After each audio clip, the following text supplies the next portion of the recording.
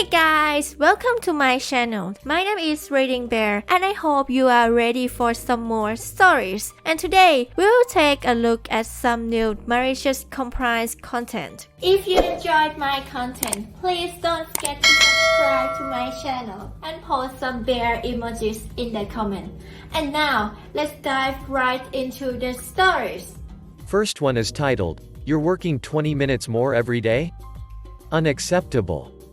In the early 2000s I was living in the commuter belt and working in central London. For those not familiar, London only has one train line running through it from north to south. Okay pedants, there is the hashtag #CrossLizPerp line coming, but it's not here yet and this was 2000 something. The rest of the lines terminate at somewhere on the circle line of the underground, roughly.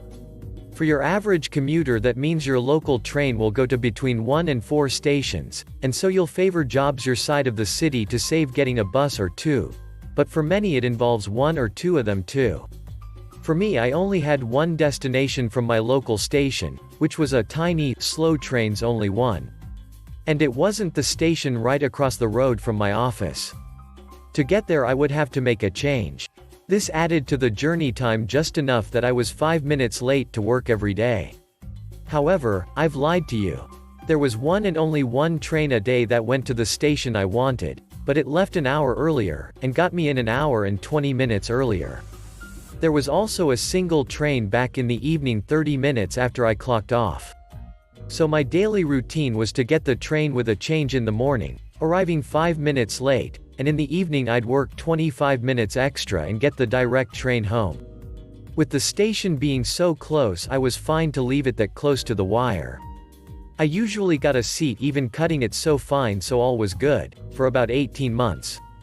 For some reason I do not understand, maybe it was my fighting with the guy who kept assigning me work even though he wasn't my boss. My actual boss relayed that his boss, the head of IT, was unhappy with me constantly being late. I was young. I was naive. I thought they'd understand that I was working a net plus 20 minutes every day. My boss was actually very cool and didn't want to be dealing with this, but his boss was making a stink, so he explained to his boss and the reply came back that I must be in on time, because those are your contracted hours.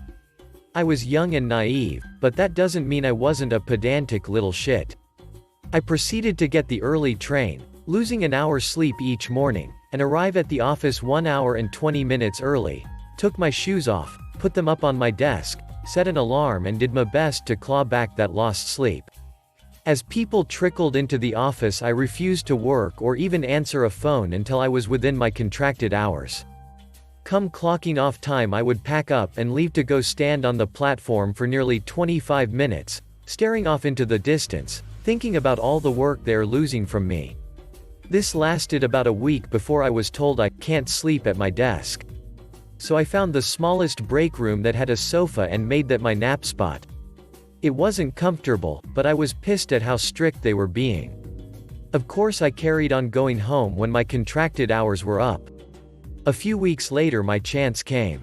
The shit had hit the fan and they needed me to work late. As I said before, my immediate boss was cool, and I had I know you know what I'm really saying when I say this conversation with him about how this was outside my contracted hours, but I understand that there is give and take in that when it's needed or doesn't cause an issue. Give and take, right? After that evening I started showing up 5 minutes late again and nothing was said about it again.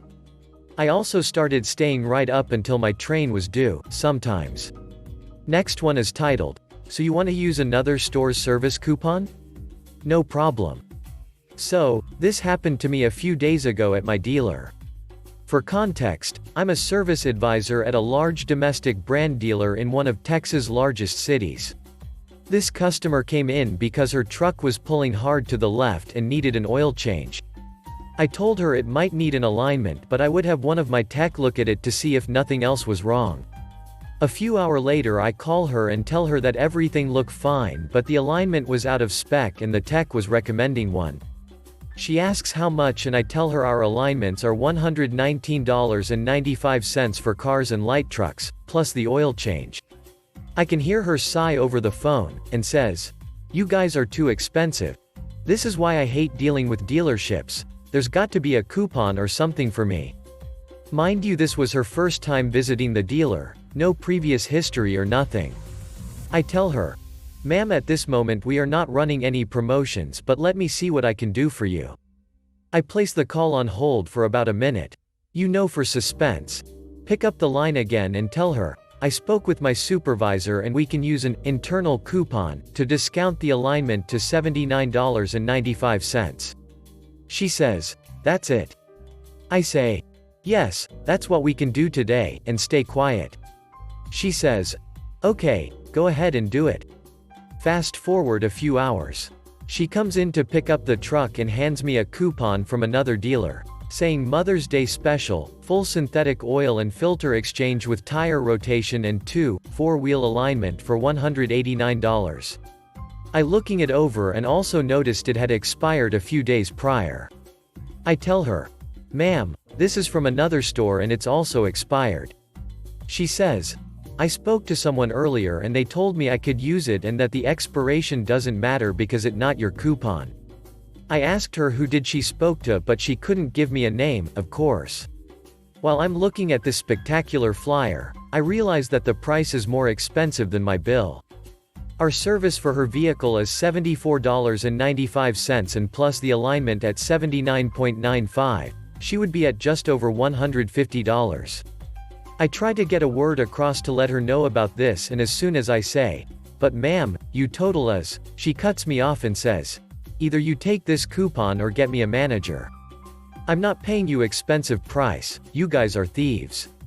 I say, "Ma'am, I already discounted your alignment to $79.95. Your coupon is useless, it will be more." Again she cuts me off and starts yelling saying, "Somebody on the phone said I could use this coupon and I will. And I'm done with you." I smile and say, "Okay, you are the customer." I proceed to adjust the ticket and change the price to make the total $189.99 plus tax. "Ma'am, cash or card?" "Card." I charged her card with a smile and said, "Here are your keys ma'am, have wonderfully day." She stomped out of the door and peeled off. My boss then comes to me as asks, "I heard the yelling, what was she mad about?" After I explained what had happened, he couldn't stop laughing. It's been the joke on the service drive for almost a week now. Last one is titled, "You better bring back every box of candy you don't sell." I'll get right on that, Chief. This happened to me in the early 90s. In the lovely sunny state of Arizona as a 13 to 15-year-old, I spent my summer selling candy and other items, door to door in the 122-degree heat for a man we'll call Big Al. This guy was a character. Imagine a fat, unshaven Axl Rose. Oh, well, Axl Rose, with a ponytail of red and graying hair, wearing glasses and a hat that says, Passan Nissan, because he always buys American. He was a walking caricature. I loved the gung-ho Americana, but didn't like his unscrupulous nature, if you will. Besides being an obvious chomo, that is another story for later, but he had raunchy conversations about his genitalia ad nauseum with the girls that rode with us and sold candy. There was always this one girl who is always the last to be dropped off, and mysteriously she was dropped off alone despite girls needing to pair up. This was just a new level of creepy. He gave us each a box of crappy things to sell for $5 a pop, in 1992, and we got a $1 commission per box. He would pick us up at our residence, Select Suites? More like a trailer park, in his Impala-ish looking car.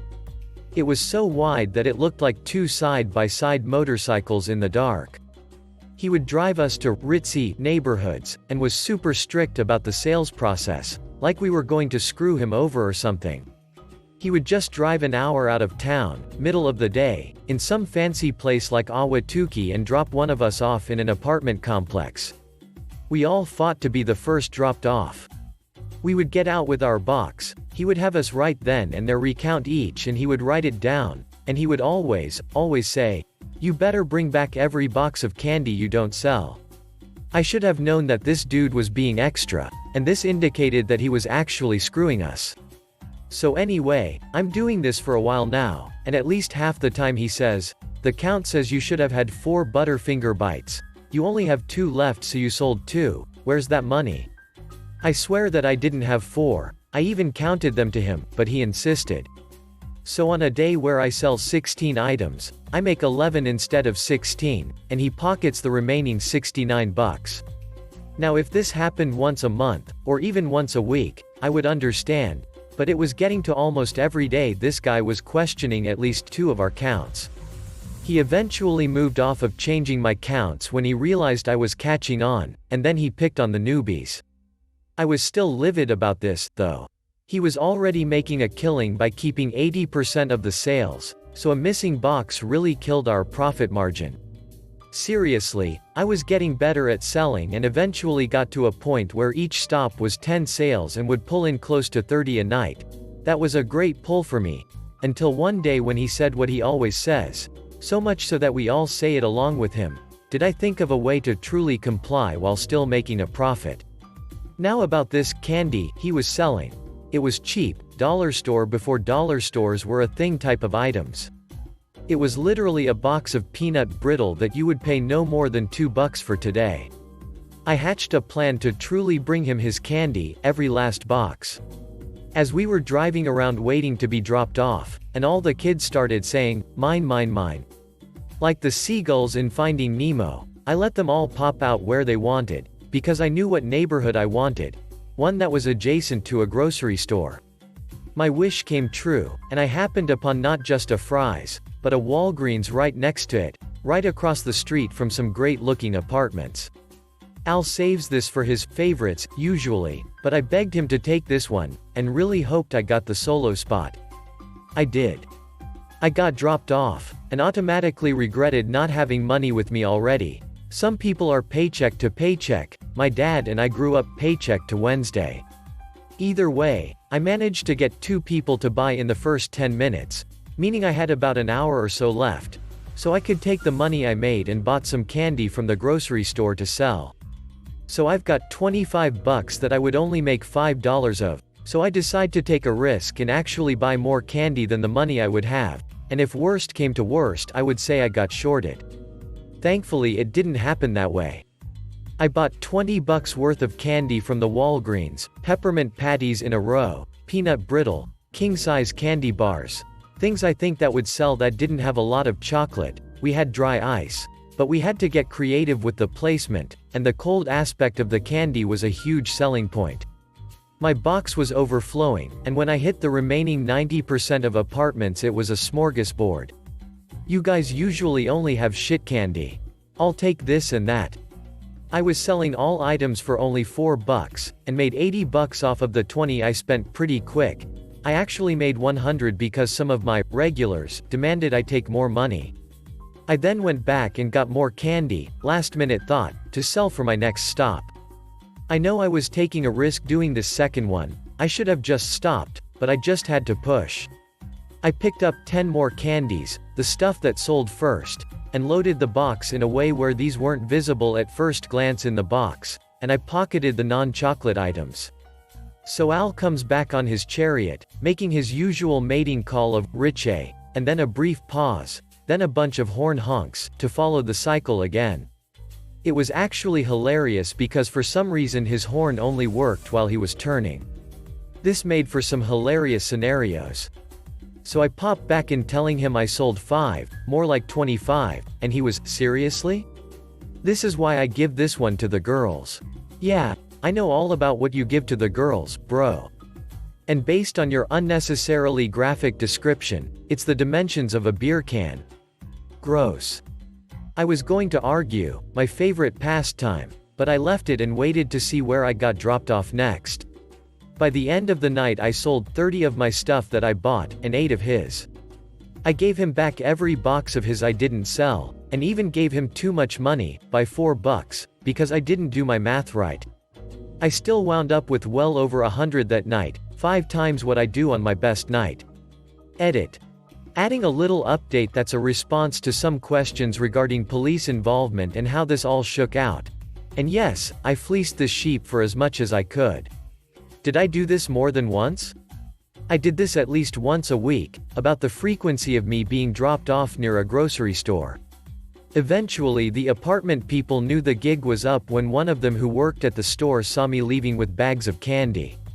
I know that they know the candy wasn't worth the money they paid, but they didn't think it was just some kid getting candy from the store and reselling it. Needless to say, the effectiveness tapered for a bit. There was a revival when we went to other neighborhoods. One time he found a candy that wasn't his in the box, and I told him I got hungry and went to the store. I could see those Chomo wheels slowly turning, but then they stopped again. This was right around the time that I got a job through a summer program through my high school. Combine this with my sales of his candy tapering off, then it was a mutual split. I always wanted to know what happened to Al Black of Valley Teens. I'm totally comfortable saying this because this guy's probably dead now. He was old 34 years ago. I could only imagine right now. Was the extra money a good thing overall? That extra money really was good for my dad, and I grew up from age 3 on with just my dad. My mom tried to come back into the picture, mainly to get more benefits or somehow save money, when I was 9, but my dad threw a TV at her, like those 1980s heavy AF ones, like the day after she moved in. I usually split the extra money down the middle by telling my dad I sold a lot that night, keeping the rest for myself to play pool or video games or something equally wasteful. We had the cops called on us a time or two. Al did not like that, but we usually knew our limits, who usually bought from us, things like that. One time this guy gave me a solid 20 and would not take a thing from me. Then he asked me if I was stealing the extra candy. He somehow knew my deal, and I said no and even showed him the receipt. So he gave me another 20. It was a great evening. It was weird because at the time I didn't see it as a Chomo situation, because the girls were willing. One time Patty gave him a handy while driving on the I-10. We made eye contact through the mirror for a second, the most uncomfortable and impossibly long second of my life. I know, word choice, We were poor street kids, so we were street smart. We knew what was going on, and this type of thing was commonplace, and only effed up when the girl is like young enough to be into My Little Pony and shit or just unwilling. Growing up as a recipient myself, I will never say victim or survivor. This was commonplace, and not from him. I would have known without all of the clues. CPS definitely should have been called. Al Black definitely should have been locked up. The kicker? When I was selling door to door at some nice houses off the South Mountain Preserve, I told myself, I'm going to live here one day. Now I do. I bought that house for $570,000 in 2005. Thanks for listening.